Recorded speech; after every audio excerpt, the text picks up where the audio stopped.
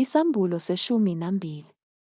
Kwaba khona ezulwini isibonakaliso esikhulu, owesifazane embethe ilanga, nenyanga iphansi kwezinyawo zakhe, nasekhanda lakhe kukhona umqhele wezinkanyezi eziyishumi-nambili, ekhulelwe wakhala, enemihelo esikwa ngubuhlungu bokubeletha.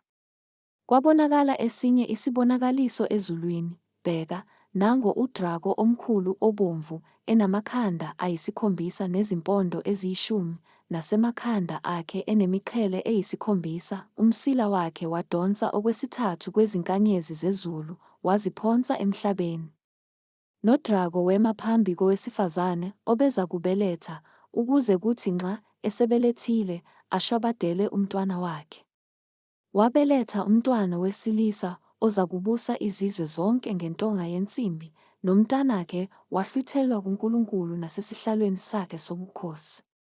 Owesifazane wayesebalekela ehlane, lapho enendawo ayilungiselwe nguNkulunkulu, ukuba bamondle izinsuku eziyinkulungwane-260. uMikayeli uyalwa nodrago.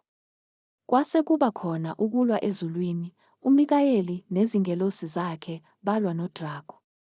Nodrago walwa enezingelosi zakhe, kepha kabaze banqoba, nendawo yabo kayabe isafunyanwa ezulwini. Wayesephonswa phansi udrago omkhulu, inyoka endala ethiwa uMhlebi noSathane, odukisa izwe lonke, waphonswa phansi emhlabeni, nezingelosi zakhe zaphonswa kanye naye. Ngase ngizwa izwi elikhulu ezulwini, lithi, "Kalokhu insindiso namandla nobukhosi ngokukaNkulunkulu wethu, nombuso ngokaKristu wakhe, ngokuba uphonswe phansi umangaleli wabazalwane bethu, obamangalelayo phambi kukaNkulunkulu wethu imini nobusuku. Nabo uqobo lwabo bamnqoba ngegazi lewundlu nangezwi lobufakazi babo, futhi abakuthandanga ukuphila kwabo kwaze kwaba sekufeni. Ngalokho thokozani nina mazulu nabahlala kuwo, maye kuwe mhlaba, nakuwe lulwandle, ngokuba uSathane wehlele kini enolaka olukhulu, azi ukuthi unesikhathi esifushane." Kuthe udrago esebona ukuthi usephonswe phansi emhlabeni, wazingela owesifazane owayezale umntwana wesilisa.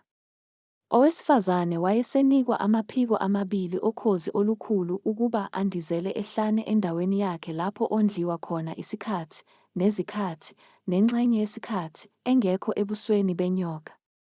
Nenyoka yakhwifa, kwaphuma emlonyeni wayo emva kowesifazane amanzi kungathi umfula ukuba imukise nomfula.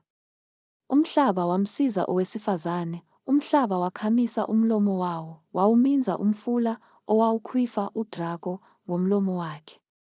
Udrago wamthukuthelela owesifazane, wamuka, wayokulwa nabaseleyo benzalo yakhe, labo abagcina imiyalo kaNkulunkulu nabanobufakazi bukaJesu.